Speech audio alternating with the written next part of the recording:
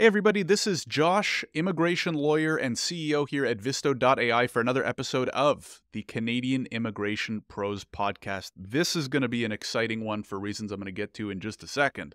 But I'm joined by immigration consultant Abdullah. It's been great connecting and conversing over the last probably years by now, right? On LinkedIn, back and forth, commenting, interesting, content going back and forth. But thank you very much for coming on the show. We've got a big discussion coming up today. Thank you, Josh. Thank you for having me. Pleasure to be here. Before we jump in, Abdullah, can you just give a little introduction, please? Sure. So I am a fairly recent immigrant to Canada. I've been here about 10 years, but I still think it's, I just moved here recently. And before moving to Canada, I used to practice as a lawyer. I was originally from Pakistan, practiced in Pakistan, the Middle East region to some extent, and then moved to Canada, tried a bunch of different things, and, got licensed as an immigration consultant about 5 years ago. And I've been in this field ever since. I've had the opportunity to work on almost every kind of temporary permanent residence application. I was very closely involved with the international study permit, study permits, international students, all of that for a long time. And that's basically me.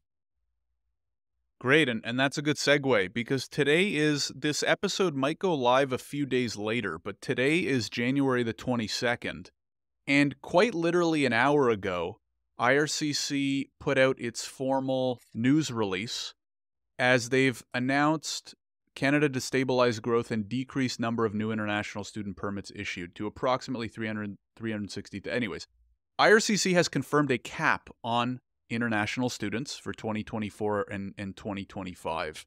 This is extremely timely because we had this recording already booked anyways. And item number one on your list of topics was international students, recent updates, the potential cap.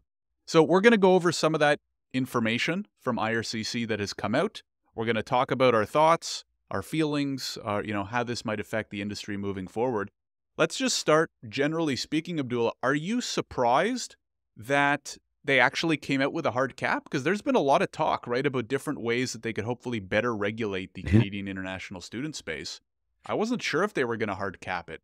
Absolutely. Were you surprised? Yeah, Josh, not one bit, because everyone, whether you are in this field, you are not in this field, you live here, or you are, outside of Canada, potential international student looking to come to Canada, for the last, I would say, year and a half, the noise around international students and everything, around this space, international students, the number of international students, the kind of international students, the noise both inside Canada and in some of the other countries like Australia and the United Kingdom has been so deafening. It's so loud that it was just impossible for the government to not tackle this issue here in Canada. And we see that in the last year or so, I don't think there is any day, at least I don't think there is any day that goes by where you don't read about these issues online or in the newspaper or social media.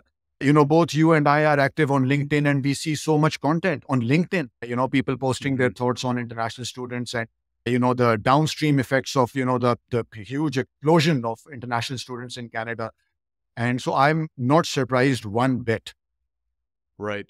I just want to highlight the facts as well for those listening. I might just rush this podcast episode out because it's such big news and I think this will be a great discussion. Just to confirm for those listening, so IRCC has announced that they're going to cap the number of approved study permits at approximately 360,000 for 2024, a decrease of 35% from 2023, right? Because I think in 2023, they approved somewhere in the range of like 500,000 or 600,000. What do you think of that number, Abdullah? Is it high? Is it low? Is it kind of in line with what you might have been thinking in regards to a cap? Josh, I think that, for me, I'm just very happy that, this problem or this situation is finally being addressed by IRCC and the feds. I'm just happy to see that.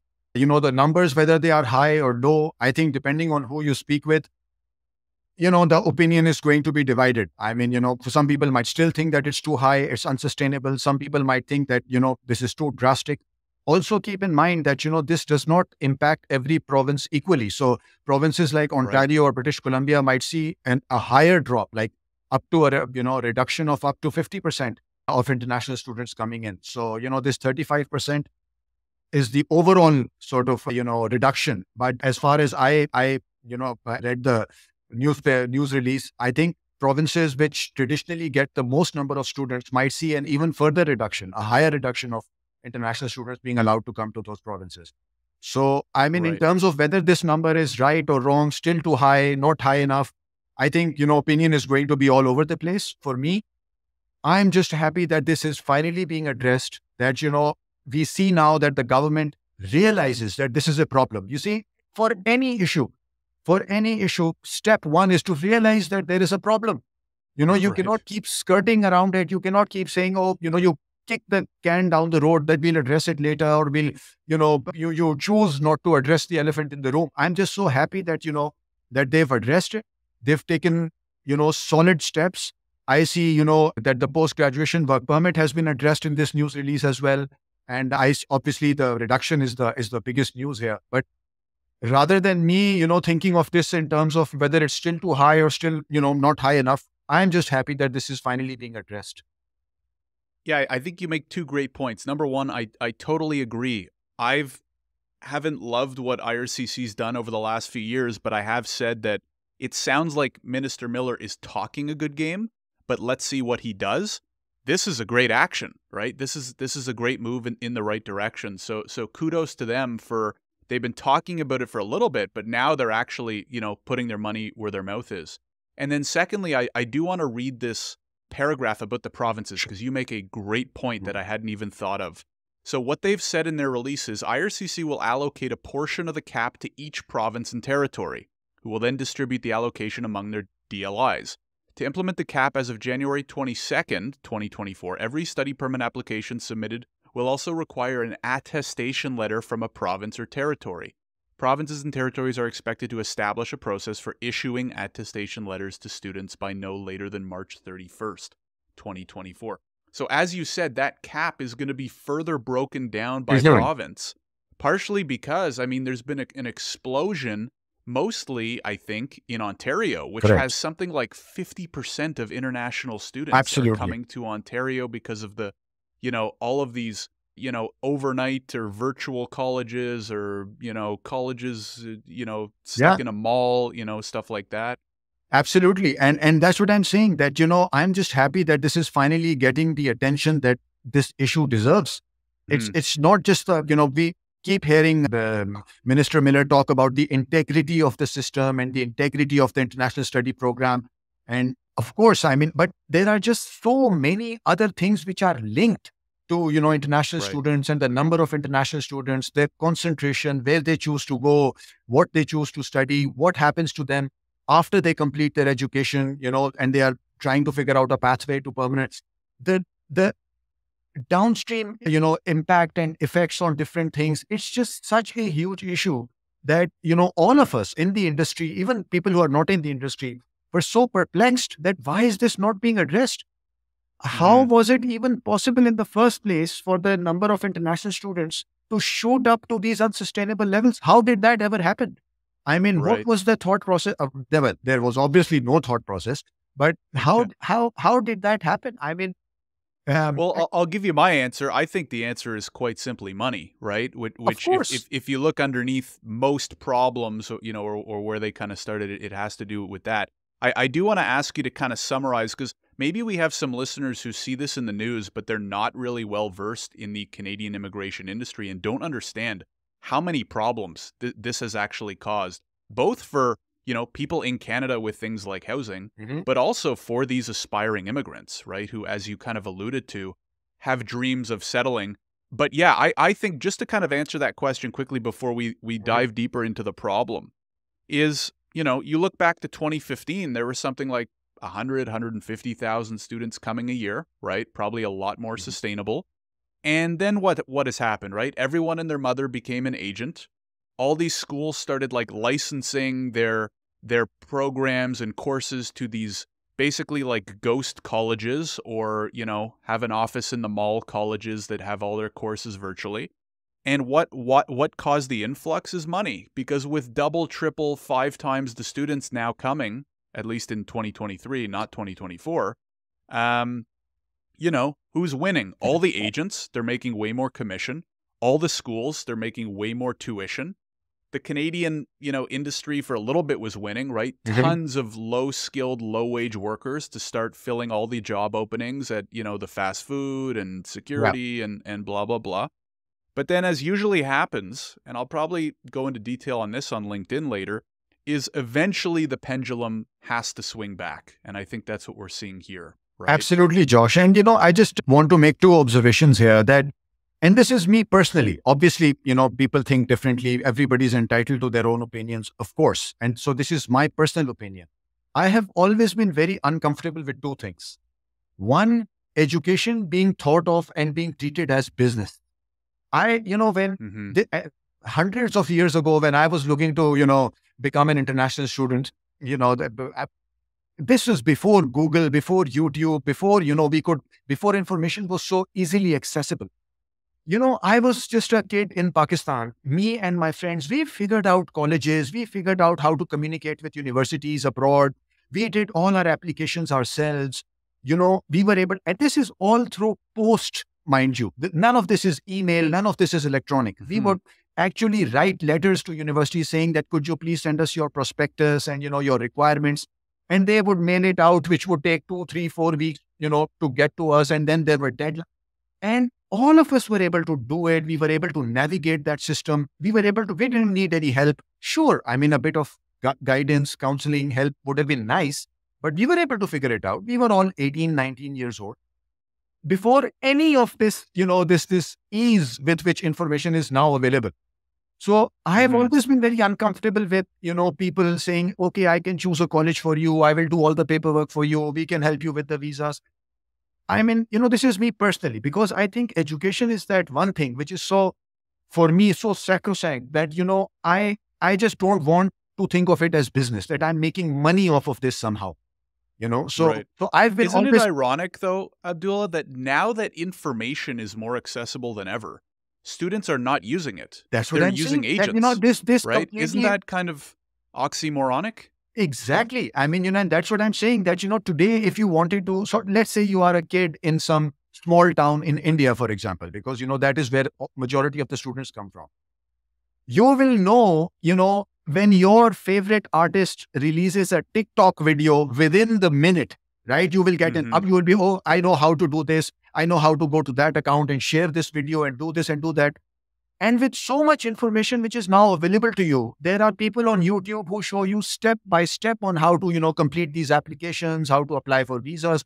I'm not getting into whether they should or shouldn't, but what I'm saying is this information is so easily available that why do you need that kind of assistance in the first place?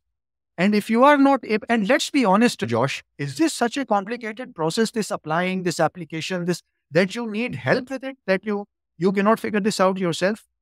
I am not against, agents. There are all kinds of it. There are agents who are doing a great job, guiding students Mm-hmm. and providing the information that they need. I have the utmost amount of respect for them. But for me personally, I just think education becoming business, I'm not comfortable with it. That's the one thing. Right. And the second thing which makes me very uncomfortable is that every time there is, a mention of international student, whether it's from the government or, other stakeholders, the labor shortage is always, mentioned in the same sentence. Why are you thinking of international students and labor shortage in the same sort of space, in the same? So that means that the idea all along is get these students here so that they can work at your Tim Hortons and, at the gas stations and at Walmart. So, you don't have to deal with the shortage there. I mean, why? Mm-hmm. I thought Right. they were, yes, they are allowed to work 20 hours, and absolutely. I mean, it provides, labor to the communities and, a pool of people who are, able to work those 20 hours or whatever. I used to work 20 hours when I was an international student. I went to the US to study and I was working 20 hours. But, the overall expectation in the community was not that, okay, let's get more of these students here so we can get this labor. That was never, the equation. It was Yeah. more like an added benefit that, hey, they are looking for these part-time jobs just, so that they can sustain themselves a little bit or whatever. So these two things I've always been very uncomfortable with. Education becoming Right. business and nothing else. and then international students being thought of as cheap labor. So, Right. I am. Well, that's why I think it's a great first move, and as Minister Miller alluded to, is getting back to the integrity of the program, which is kind of what you're alluding to, Mhm. right? Which is, hey, if they're going to be international students, they should be coming here for the right reasons to study and eventually settle, sure, but initially to study, not to primarily work. But also, we got to also set them up for success, the genuine students who do actually want to study. I think what you've done indirectly is really summarize a lot of the problems that have Mhm. been happening, which I quickly want to highlight for those who haven't been seeing it at the ground level like you and I, which is you have all of these students. My best guess is like the TikTokification of younger people these days and the rise of the study abroad agent have just meant most students don't do their due diligence anymore. Even though, surprisingly to me, they're going to spend tens, if not hundreds of thousands of dollars to come study in Canada, but they're totally leaving it up to agents, right?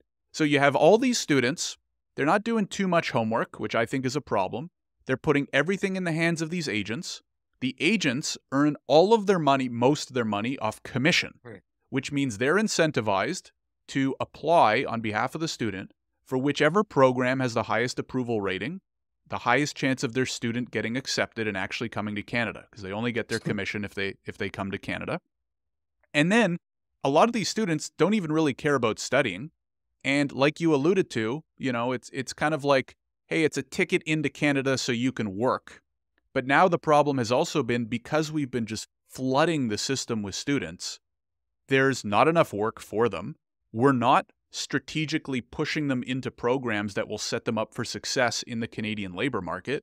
And now we have hundreds and hundreds of thousands of them graduating. They all need housing, obviously, but they don't have anywhere to work. And if they can't work, they can't get permanent residence, which means they eventually have to go home, which kind of tarnishes their reputation and that sends negative, messages back. So anyways, big problem. I think this is a step in the right direction. How do you see this playing out, Abdullah? Even over the next month, like one thing that comes to mind is, I bet you within a year, half these study abroad agents are out of business. You have to imagine, no? I don't know. What do you think? I mean, I wouldn't be so sure about that, Josh. I mean, they are very resilient. They will figure out a way to, survive and thrive even in this But of but 35, if most of them make their money off commission, 35% of all that commission just got cut Absolutely. overnight, right? Absolutely. I mean, The big yes. ones will be fine. Yeah. The good ones that you alluded to and the big reputable ones, I think, Mhm. will be fine. Maybe the revenue takes a little bit of a hit. Mhm. But you got to think like the huge, especially like the sub-agent industry or like the or Yeah. the agents that are maybe doing only a couple or 10, 20, 30 students a year. Yeah, absolutely. I mean, this is definitely going to have an impact for sure. For sure, this is going to have an impact. And also, Josh, I think we have to look at the situation worldwide as well. So you see, let's look at the 3 or 4 most popular destinations for international students. So Australia, United Kingdom, United States, and Canada. So the United States is perhaps, different in terms that, they are not promising you any pathway towards a green card or permanent residency, right? They are not promising. Mm-hmm. You can work towards it, you get the OPT, and it's a very complicated sort of process. But it's not like Canada or, Australia, where there is, the points-based system and you get points and you do this and you might have a pathway. I'm not saying it's promised, but, that, okay, there are a couple of pathways available for us. So let's just talk about Canada, United Kingdom, and Australia. So Canada is a little late to the party. These kinds of measures and these kinds of restrictions have already been introduced by United Kingdom and Australia. And Canada, I mean, I hate to say it, but unfortunately, as always, is late to the party. I mean, Mm-hmm. you saw what was happening in the UK with the rise in international students. You saw what was happening in Australia. And yet, in this very press release, I think Minister Miller says that, even in 2023, the students are on track to hit 900,000, the number of students, 900,000 in Canada. I mean, Mm-hmm. how did you not see this coming is what I cannot, fathom. That Right. and we also got a news report recently saying that, the bureaucracy, the bureaucrats actually warned IRCC and they warned the ministry that, this is unsustainable. That this increase in population and the number of, temporary residents, this is unsustainable. but nothing was done. And that report, I think, was provided to them a year and a half ago or 2 years ago. So everybody can see it, but you. So, but Yeah. going back to your point, Josh, I think, yes, this will have an impact on, some of the agents who are working in this space. Yes, definitely. And I think now that there is this crackdown, in all these major markets, Australia, United Kingdom, Canada, for sure, this is going to have an impact on their business model. Mm-hmm. Yeah, it'll be very interesting to see how it plays out. In terms of the government, I think it's probably two reasons. Number one, governments tend to be extremely reactive, Mm-hmm. right? We're running businesses, trying to grow businesses, forward-thinking entrepreneurs are probably more proactive. Whereas all these governments tend to be more reactive, especially when you have, change of ministers and change of parties and blah, blah, blah, right? So that's probably number one. Number two is I can't imagine the lobbying that must have been and continues to go on, right? All the schools, all these big agencies and stuff like that. So I'm sure they had a lot of pressure. They probably still do. But it's like anything, right? It's like you look at crypto and AI and everything, right? It becomes big, it explodes, and then the regulators try to catch up and bring it back, again, going back to that pendulum analogy. It swings a little bit crazy one way. Okay, now the government comes in, does something a little bit crazy to swing it back the other way, and over time it will hopefully settle somewhere in the middle that's good for everybody. But I guess only time will tell. What do you think, Abdullah, in terms of like overall numbers? We alluded to housing, health, healthcare is another big one, and jobs, right? The economy. What do you think overall? Is this a good thing for Canada in general moving forward? Where do you see But us this kind of section of immigration numbers, numbers in general? uh, Yeah, keeping in mind this cap, but also thinking about numbers as a whole, right? The immigration cap, now there's an international student cap. What are you seeing right now? What are you thinking? Josh, I think that, this things have changed so much, especially in the last 3 to 4 years, right? After COVID, Oh yeah. things have changed so much that, I really do think that all the stakeholders need to, sit together, and all of them, they need to think about what immigration should look like in the next 5 years, 10 years. Because, the thing is that, when I immigrated 10 years ago, things were very different. When I started my process, there was no express entry. It was much simpler, much easier. And actually, to be honest with you, I mean, pretty much everyone qualified. If you had a bachelor's Right. degree and, you could speak, reasonably good English and, certain other things, you qualified. So express entry, again, was this way for the government to sort of have more control over, who they decide to invite to submit applications and control the numbers and everything. So I think overall, there needs to be a strategy on what kind of people you want to the country. Now, we keep hearing about labor shortages, labor shortages. I would love for someone to actually, come out and, break down this labor shortage. What labor are you Mm-hmm. talking about? Are you short of finance professionals? Are you short of plumbers? Are you short of mechanics? Are you short of doctors? Yes, you are, but break this down. And then, I mean, why not just target those specific occupations? I know that's being done a little bit now with the category specific draws and express entry and all of that, but you've had decades to address this.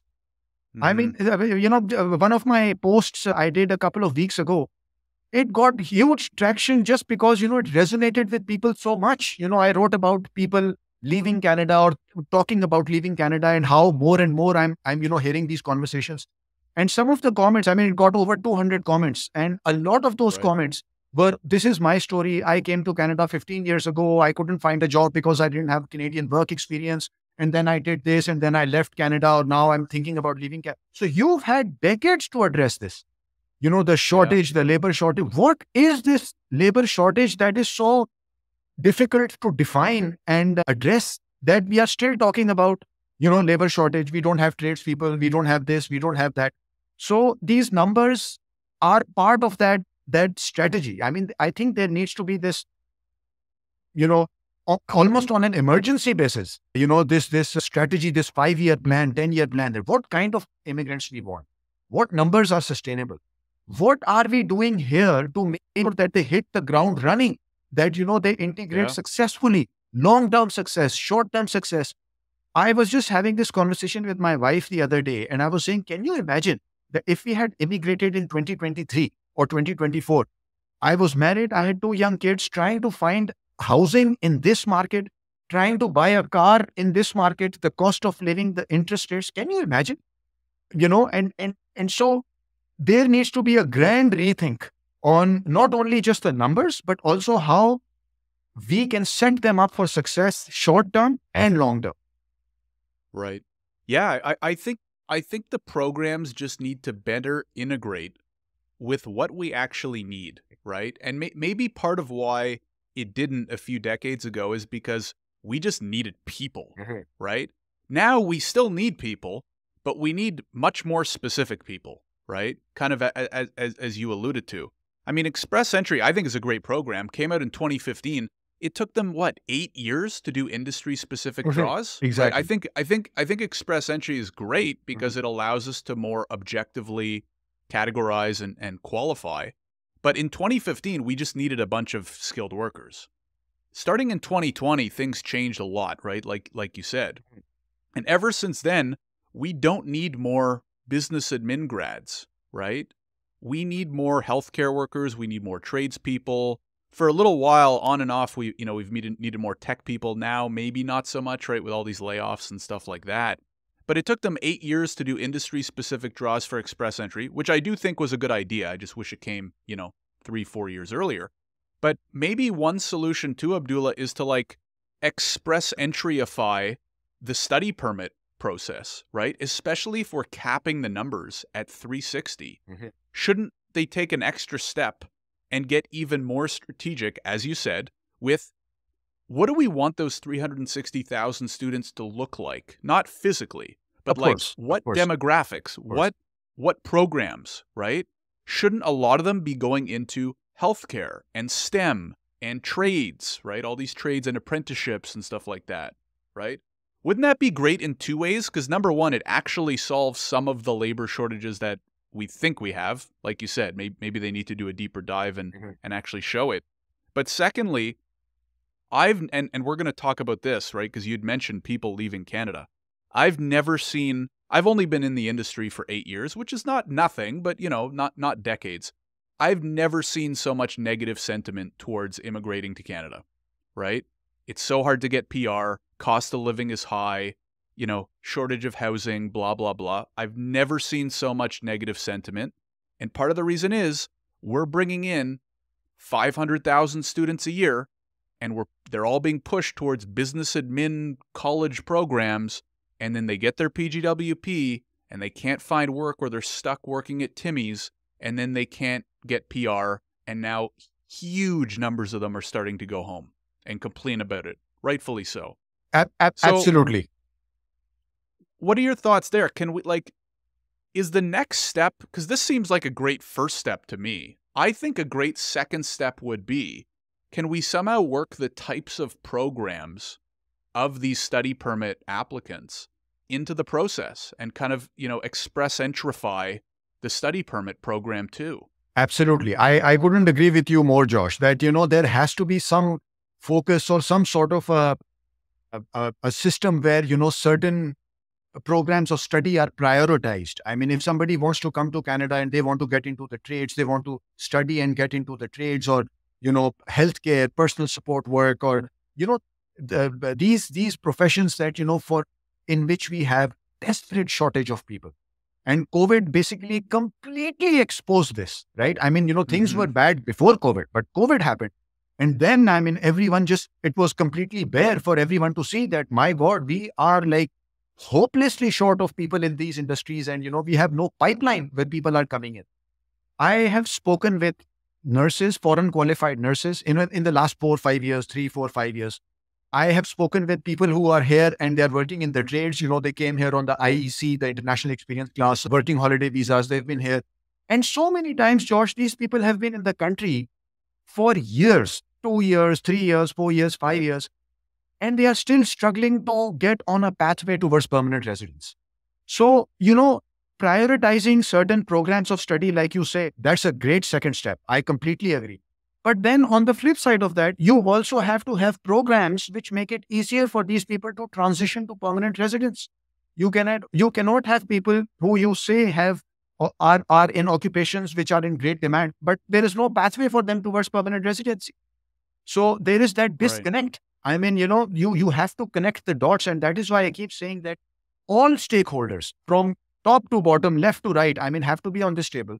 And you have to talk about how to triage or how to manage, these international students, what they are studying. And then, have those policies in place too that, people are not like what was happening in Australia to some extent that, oh, this is being prioritized. So let's choose this program of study for our visa. But then when we get onshore, we are going to switch to something else and we are going to do something else. Discourage that Right. somehow. I'm not saying that people are not allowed to change their minds. That if they don't want to study a certain subject or a program, that's fine. I'm not saying that.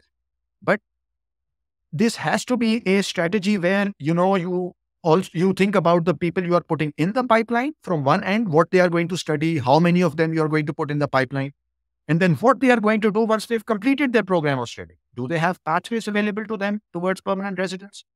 Half of the time when I'm speaking with these people, they're not worried about, their jobs, or they're not worried about what they are doing. They're worried about not getting permanent residency. It is consuming them, Right. Yeah. that how are we going to transition to permanent resident status?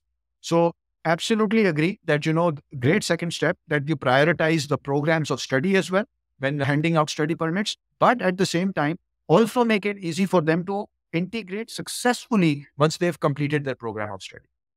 Yeah, I mean, I totally agree, but I also think that if you fix the international student problem first, it will somewhat, not completely, it will somewhat solve the PR problem. And here's why.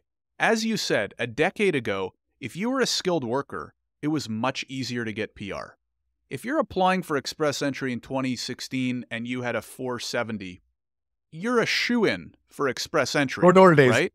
If you have a 470 right now, you better find other Yeah. plans, right? Or PNPs or something, because it's no shot, right? Unless you're part of the industry specific draws.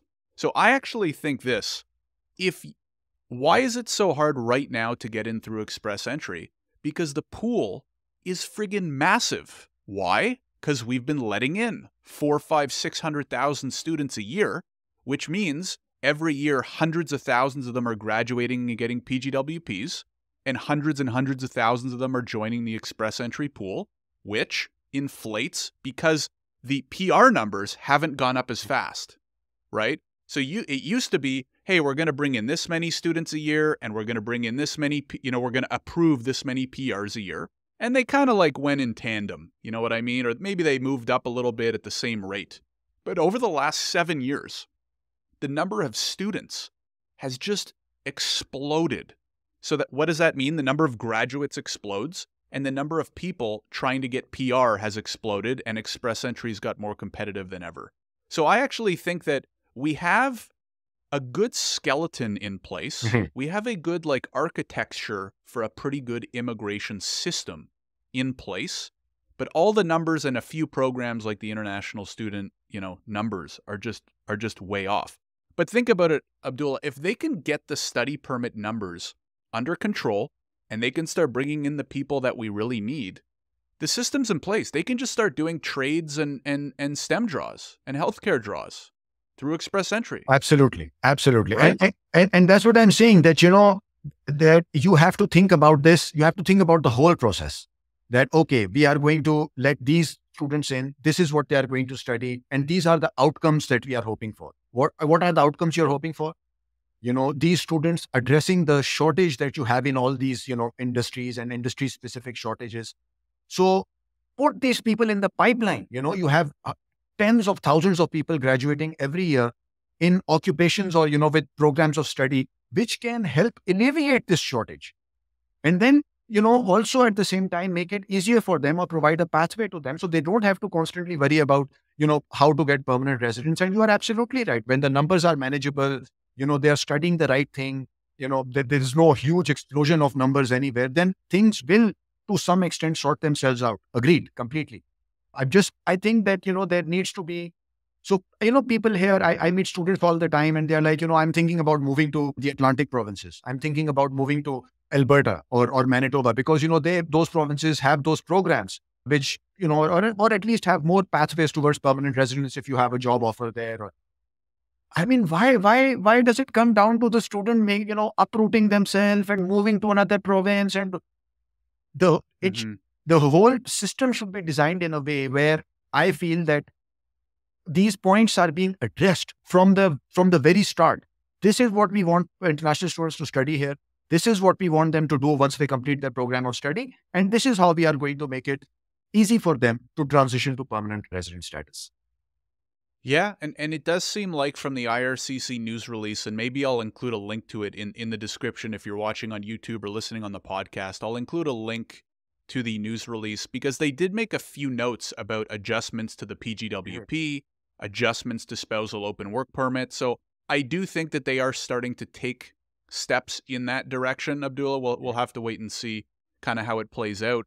The last thing I wanted to talk about is if this happens, if they continue to kind of improve the study permit system and there's going to be this kind of adjustment phase where a whole bunch of students are going to be, in a sense, hung out to dry, right? Because if they don't fit under those in-demand stuff, I mean, we're already seeing this happening, right? This has already been happening for the last year, where students are graduating, they may get their PGWP, they might not, and they're fighting for an LMIA or they're moving to go look for a PNP, but X% of them are not successful, right, in getting PR and are likely going to have to go home. What do you think about kind of that topic, right? People en masse leaving Canada. Is this a good thing? Is this a bad thing? What do you think that the country owes to those people, if anything? Should Yeah, we I be mean, addressing it? I think what has happened again, Josh, is that, just in the last few years, I would say 3 to 5 years, 6 years, and obviously there was COVID, which COVID is such a game changer in so many ways. How people think about Hmm. work, what people think about, they want to spend their lives now and what they want to do and how it has impacted the industry. I mean, it is just such a game changer in so many things. It has, fast forwarded the way people think about certain things, right? So I think so much has changed in the last, I would say, 5, 6 years. People have options now. I mean, there are options mobility wise. I mean, you have options, and, you know, a lot of the times people are looking for just a better life, for the ability to buy a house, the ability to save some money for themselves, for their kids, for their children, the ability to go see a doctor on the same day when, Hmm. when they start falling sick or, something is wrong with them, they want to see the doctor on the same day. These things are important. And if somebody who says that, okay, I can get these things somewhere else, if I move wherever, I can get these things, they will move.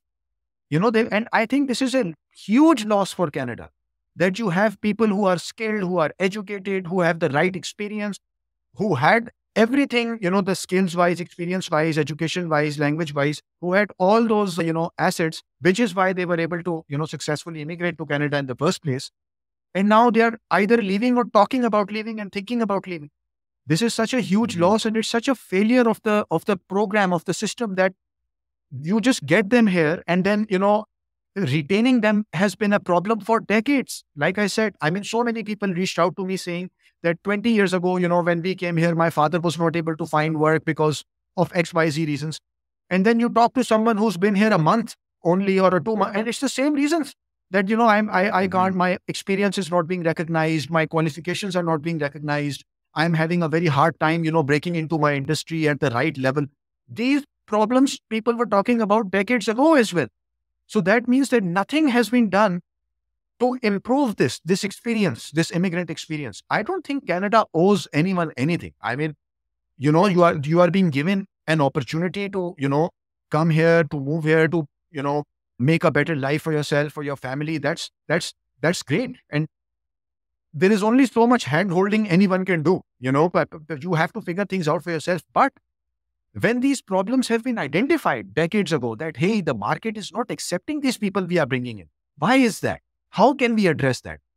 You know, Nothing has been done, and people leave, people thinking about leaving, people talking about leaving. And Josh, more, I would say dangerously, the acceptance for immigration and immigrants amongst, people here. You see that, you see that conversation shifting very rapidly. This was Oh, never yeah. the case here in Canada. I've been here about 10 years, 11 years. And, in these 10, 11 years, I've always found the narrative around immigration to be very welcoming, very open, generally very positive image of immigration and the, need for immigration in, eyes of the Canadian public. I see that shifting in the last year, 2 years, 2.5 years. I see that conversation shifting very rapidly. And I think that is very, very not only sort of unfortunate, but very dangerous. Because, I don't want to Hmm. get into politics here, but you look at what's happening south of the border. And I think, we are, I don't know if we are heading towards, something like that or not, but, the conversation for sure is shifting. So, it, I keep saying that, we have to set up these immigrants for long-term success as well. Not just a jab in the arm, they come here, they boost your economy, or, they grow the size of the GDP. Productivity, GDP per capita, quality of life, all of these things matter. And now, perhaps more than ever, people have options, especially people who are in certain occupations, people who have certain, skill sets, work experience. They have options. And Hmm. these things are important. Just before, I conclude, I mean, just from my personal circle, I have a very good friend of mine. His wife had some issues, and, they wanted to see a specialist. And their family doctor had recommended a specialist, or, was, they referred the, my friend's wife to a specialist. And the specialist office, first of all, they got in touch with them, I think, a month later. And then they gave Hmm. them an appointment for 5 months, down the road. This is I live in Oakville, in Ontario. So I don't live in a remote, town of 20,000 people somewhere. We live here in Right. Oakville, which is, very central, as GT as it can get. 5 months? I mean, that is unacceptable. That is unacceptable. So this friend Yeah. has an option to move somewhere. He actually, he knows that, if he wanted to, if he looked around, he could get, an offer somewhere else. Why would he not move? Yeah. I totally agree. I mentioned earlier, I've never seen so much negative sentiment towards immigration. I think a lot of people are wrongly thinking, immigrants equal taking up my house and causing rent to go up, therefore immigration is now bad, right? Which I think is very dangerous. And I think, like you said, and this should be the biggest concern, is there will come a day again, especially when the economy bounces back a little bit more. I mean, we're already here, like you said. We don't have enough healthcare workers. We don't have enough tradespeople. Maybe just some people don't see it, right? Like, for example, I'm 33. I don't need the doctor all that Mhm. much, right? Knock on wood. I don't need the doctor all that much. But there will probably come a day, right, where I'm going to need, a specialist like that, or, whatever. Hopefully not. But anyways, one day, right? That's life. And I think the big problem is, like you said, if we continue down this path and negative sentiment increases and people start going elsewhere, what a lot of people don't realize is, number one, we already have shortages in many industries.